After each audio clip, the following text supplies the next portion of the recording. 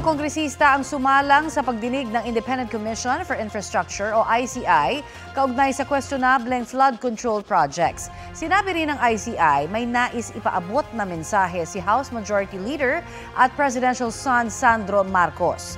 May ulat on the spot si Joseph Morong. Joseph? Yes, Connie, harap si House Majority Leader at Presidential son Sandro Marcos sa Independent Commission for Infrastructure o ICI. Ayon kay ICI Executive Director Attorney Brian Hosaka, nakatanggap sila ng liham mula kay Marcos na nagsasabing handa siyang humarap sa investigasyon ng komisyon tungkol sa mga maanumalyang flood control projects. Ayon sa kongresista, handa siyang magbahagi ng mga nalalaman at impormasyon tungkol sa mga proyektong ito at sumagot sa maaaring maging tanong ng komisyon. Humihingi si Marcos ng petsa kung kailan siya kakailanganin ng komisyon.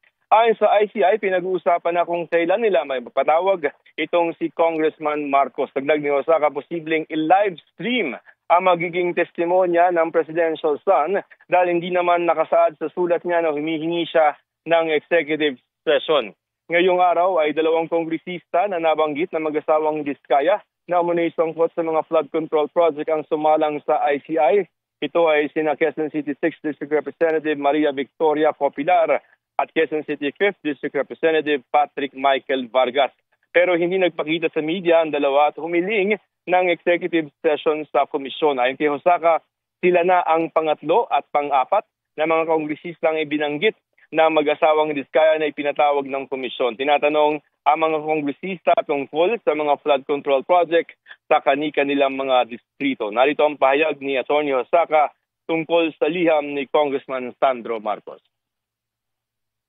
Nakatanggap kami ng sulat galing kay Congressman Sandro Marcos expressing his willingness to appear before the ICI and to share whatever information he has with regard to the ongoing investigation of the Commission on the anomalous flood control projects. So I would like to confirm that they would have to convene and decide on when the congressman will be available or for a hearing. Yan muna ang pinakahuling balita dito sa Independent Commission for Infrastructure o ICI. Connie?